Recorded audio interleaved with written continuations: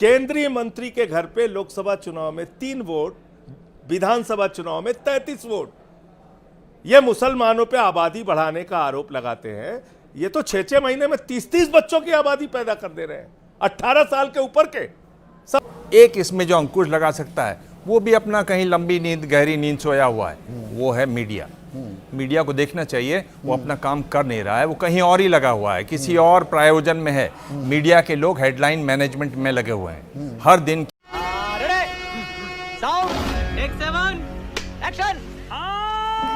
साजिश कर रहे हैं, एक मिनट अब सुनिए, आप साजिश कर रहे हैं क्या? ये जो पदाधिकारी हैं सौरभ भारद्वाज को तो फिर इनके नाम, या ये बीजेपी के लोग हैं, इन सब के नाम भी देने चाहिए थे। महेश वर्मा तो कह रहे हैं ये बिहारी भाषा, ये तो भोजपुरी बोल ही नहीं रहे। संदीप जी, आपको और आपके दर्शकों को नमस्कार जी। संदीप जी, देखिए, आपके किसी भी सवाल का जवाब देने के बजाय भारतीय जनता पार्टी के हमारे मित्र प्रवक्ता जो हैं वो धमकी दे रहे हैं टीवी चैनल पे, राष्ट्रीय टीवी चैनल पे। सुनीता केजरीवाल भी जेल जाएंगी और सौरभ भारद्वाज भी जेल जाए। अरे भैया, हिटलर की सरकार चल रही है, सबको पकड़ के आप जेल में डाल दीजिए। हम लोगों को तो जेल में डाला ही है आपने, पूरे हिंदुस्तान को पकड़ के जेल में डाल दीजिए। इस प्रकार की भाषा, इतना अहंकार अपने सत्ता का, यह कतई ठीक नहीं है। वक्त बदलता है, कौन कब कहां उठा के जेल में डाल दिया जाएगा, इसकी चिंता मत कीजिए। बेशर्मो, शर्म करो, शर्म। और इतना अहंकार पालना ठीक नहीं है, पहली बात। दूसरी बात करते हैं बिहार चुनाव की। क्या मजाक हो रहा है बिहार के चुनाव में?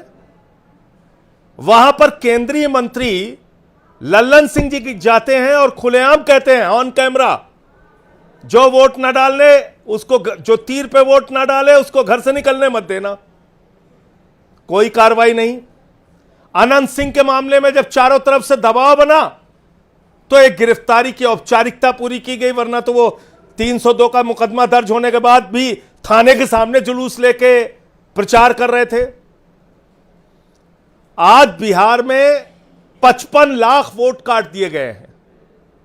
बिहार के अंदर 70 लाख है आंकड़ा, 5 लाख डुप्लीकेट वोट हैं। नहीं, वो अगर आप वैसे देखेंगे तो लगभग 80 लाख वोट हैं। हाँ।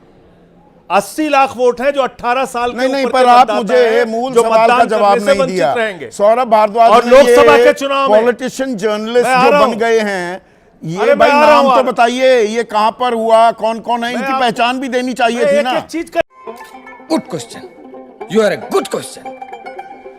जवाब दूंगा जी। अरे मैं एक एक चीज का जवाब दूंगा, सुन तो लीजिए पहले।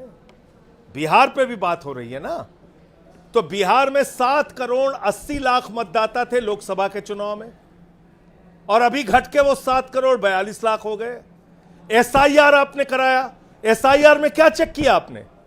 एक ही आदमी दिल्ली में भी रह रहा है, वही आदमी बिहार में भी रह रहा है, वही आदमी बिहार के अलग अलग जिलों में भी रह रहा है। तो आप तो 5 साल में 10 बार वोट देंगे अलग अलग राज्यों में जाके? भाई, अलग अलग राज्यों में जाके 10 बार वोट देंगे? ये बात तो मैंने पूछ ली महेश वर्मा से, जो मैं आपसे पूछ रहा हूं संजय सिंह, ये ट्रेन, स्पेशल ट्रेन, ये आप साजिश के जरिए आरोप लगा रहे हैं? कह रहा हूं संदीप भाई, ये लोग सबूत की बात करते हैं ना, ये लोग सबूत की बात करते हैं ना। मैं आपके चैनल पे, राष्ट्रीय चैनल पे पूरी जिम्मेदारी से कह रहा हूं, एक नहीं 20-20 सांसद और मंत्रियों के घर पे लोकसभा चुनाव में कहीं 4 वोट था, कहीं 2 वोट था, कहीं 1 वोट था, और दिल्ली के विधानसभा के चुनाव में उन्हीं के घरों में 33-33 वोट था। तो क्यों नहीं? ये तो लेटेस्ट न्यूज़ है। केंद्रीय मंत्री के घर पे लोकसभा चुनाव में 3 वोट, विधानसभा चुनाव में 33 वोट।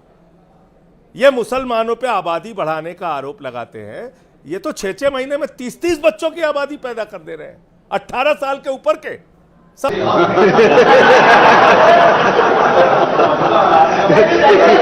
घास छीलने के लिए बैठे हुए हैं ज्ञानेश कुमार। यह चुनाव आयोग की जिम्मेदारी नहीं है। हमने लिखित शिकायत दिया, बार बार मिलकर उनसे कंप्लेंट किया, अनुरोध किया, विनती किया, मीडिया में आके सारे प्रमाण दिखाए कि कैसे केंद्रीय मंत्रियों के घरों पे, सांसदों के घरों पे बीजेपी के कार्यकर्ताओं ने वोट कटवाने के लिए हजार वोट कटवाने के लिए एप्लीकेशन डाली है। इतने सारे प्रमाण देने के बाद आप कहते हैं सबूत दीजिए, सबूत दीजिए। कहां सबूत लाएं भाई, और कितना सबूत लाएं? मतलब ये ज्ञानेश कुमार की संस्था बंद कर दीजिए चुनाव आयोग की, ये कोई काम नहीं करेंगे आप कह रहे हैं। प्रधानमंत्री तो बने ही है चुनावी भ्रष्टाचार करने के लिए, अमित शाह तो बने ही है चुनावी घोटाला करने के लिए, भारतीय जनता पार्टी तो है ही भारतीय झूठा पार्टी, भारतीय झगड़ा पार्टी, और वो देश में चुनावी घोटाला घपला करेगी। हम लोग शिकायत नहीं कर रहे हैं, ये एक अजीब बात लेके चले आते हैं सब लोग। इस वीडियो के सामने आने के बाद सवाल तो बनता ही है। तो आप ही के राज्यसभा सांसद हैं, आप ही के सहयोगी हैं, साथी हैं राघव चड्ढा, राजेंद्र नगर में वोट उनकी होती है और उसके बाद वो वोट डालते हैं, पिछले साल वो पंजाब से डालते हैं। ये कैसे हो जाता है? अगर ये आरोप आप लगा रहे हैं राकेश सिन्हा पर आरोप, तो फिर राघव चड्ढा पर भी लगते हैं। अरे भाई, कोई आदमी परमानेंट शिफ्ट करता है कहीं पे, वहां जाके मतदाता पत्र अपना बनवाएगा, मतदान करेगा। राघव चड्ढा पंजाब से राज्यसभा के एमपी हैं, लेकिन आप अगर कहीं किसी कॉलेज में पढ़ा रहे हैं तो परमानेंटली शिफ्टेड वाली कैटेगरी में कैसे आ गए? आप मुझे समझा दीजिए, आप मुझे बताइए ना। सही पकड़े हैं। कोई व्यक्ति अगर तो मानहानि केस करने का दावा कर रहे हैं, मानहानि के लिए तैयार हैं वो संजय सिंह। अरे ये लोग तो यही करते हैं, अपने गलतियों को छिपाने के लिए यही सब कुछ ये लोग करते हैं। तो हार रहे हैं 14 तारीख आप प्रिज्यूम कर रहे हो पहले से ही ये सबसे वर्स्ट केस सिनारियो, क्योंकि हार रहे हो। मुस्कुरा तो रही हो रागिनी, हार रहे हो, हार को लेकर ये नए नए बहाने ढूंढ रहे हो। देखिए, मुझे लगता है संदीप जी, आपके दर्शकों ने दो कहावतें जरूर सुनी होंगी, चोरी और सीना जोरी, और उल्टा चोर कोतवाल को डांटे। और इसका प्रत्यक्ष प्रमाण आज भाजपा प्रवक्ता और जदयू प्रवक्ता ने आपके चैनल पर दे दिया। सीधे सवालों के इतने टेढ़े मेढ़े जवाब तो शायद ही आपने कभी, मुझे लगता है कि सुने होंगे। पर अब मैं मुख्य मुद्दे पर आ जाती हूँ। देखिए, राकेश सिन्हा कोई गौण या नगण्य व्यक्ति नहीं है। राकेश सिन्हा संघी हैं और भारतीय जनता पार्टी ने उन्हें राज्यसभा का सांसद बनाया था। और वो मोतीलाल इवनिंग कॉलेज में कोई 2-4-5 साल से नहीं, मैं खुद जानती हूँ, 2.5 दशक से 25 साल से मैं खुद जानती हूँ कि वो इवनिंग कॉलेज में पढ़ा रहे हैं। ऐसे तो नहीं होता है। और मजे की बात यह है कि जब मैं डूसू का चुनाव लड़ती थी संदीप जी, और खुद जाती थी एनएसयूआई की कैंपेन करने, और जब मैं एनएसयूआई का पैनल लेके भी जाती रही, तो वो अपनी क्लास छोड़कर नीचे आते थे और हम एनएसयूआई के लोगों को भगाने का पूरा बीड़ा उठा लेते थे वहां से। और एक और मजेदार बात आपको बताती हूँ, इवनिंग कॉलेज में पढ़ाते हैं और सांसद बनने से पहले प्रवक्ता के तौर पर भी आते थे। सारे डिबेट शाम को होते हैं। तो एक बार मैंने चैनल पर खैर गैर जरूरी हो जाता है, पर मुझे एक चीज बताइए, अगर उन्होंने दिल्ली में वोट डाला, वो कह रहे हैं अब मुझे बेगूसराय में थोड़ा राजनीतिक गतिविधियां करनी है, तो उन्होंने वहां पर वोट बाकायदा दिल्ली वाला अपना कार्ड कैंसिल कराकर कटवा कर दूसरा कार्ड बनवाया है। इसमें क्या हो गया? हाँ बिल्कुल हो गया, समस्या है। इलेक्शन कमीशन कहता है कि जहां आप रहते हैं आप वहीं वोट डालेंगे। अगर आप दिल्ली विश्वविद्यालय के कॉलेज में एसोसिएट प्रोफेसर हैं तो आप रोज क्लास लेते हैं, अगर नहीं लेते हैं तो नौकरी छोड़िए और बिहार जाइए।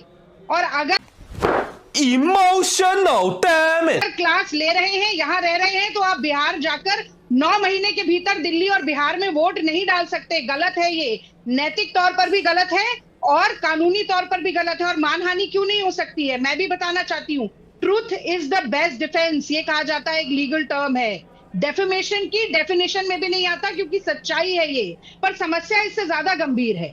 आप देखिए, ये जितने आपने पदाधिकारियों के नाम लिए, राकेश सिन्हा हो, नागेंद्र कुमार हो, संजय झा हो, ये ओझा जी हो, मिश्रा जी हो, इन लोगों में शायद मोदी जी की तरह छपास और दिखास थी, तो इन्होंने सोशल मीडिया पे अपनी फोटो डाल दी और पकड़ लिए गए।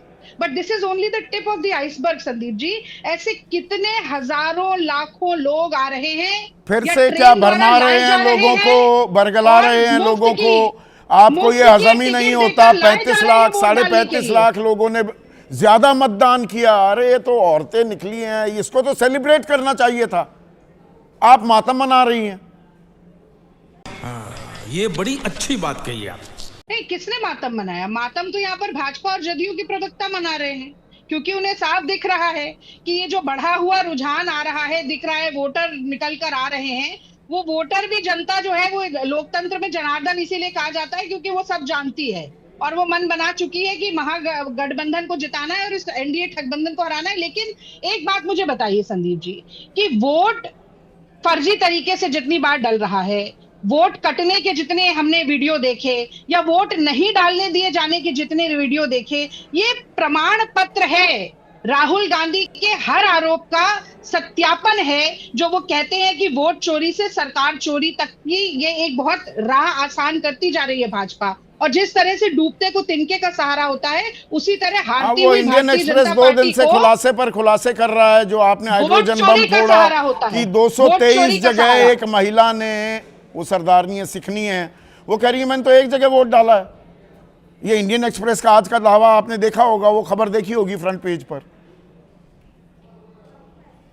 मैं तो कहती हूँ एक जगह भी ना डाला हो, पर एक वोटर लिस्ट में एक ही महिला के 223 बार नाम और फोटो होने चाहिए, एक ब्राजीलियन मॉडल के 22 बार नाम और फोटो होने चाहिए। एक तुम्हें शर्म है? कुछ शर्म आया है? रिपोर्ट मैंने एबीपी न्यूज की भी देखी थी, जो एक ही मकान में 500 वोटर्स की बात थी, तो ये कहा गया कि भाई वो 265 टेक्निकल एरर है, तमाम घरों का नंबर 265 है। तो क्या ये होना चाहिए? ये सही है? मैं तो ये भी कहती हूँ कि मान लीजिए कि ये सारे जो आरोप है ये टेक्निकल एरर हैं, तो क्या चुनाव आयोग मर गया है या केवल तभी कठपुतली की तरह नाचेगा जब मोदी जी उसे आदेश देंगे? ये ज्ञानेश कुमार के ज्ञान के दीपक की जो आप बात कर रहे थे ना, उसमें ना बाती है तो ना ये तेल ज्ञान है, ठीक जल है, नहीं ठीक रहा है। एक दिलचस्प बात कही डॉक्टर संजय ने कि इनके पास ये खबर ही नहीं थी। नेशनल मीडिया के लिए ये खबर ही नहीं है, सोशल मीडिया में ही झूल रही है, खबर नहीं है ये।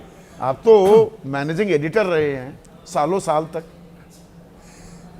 देखिए संदीप, वो कहावत है ना कि सैया भय कोतवाल तो डर काहे का।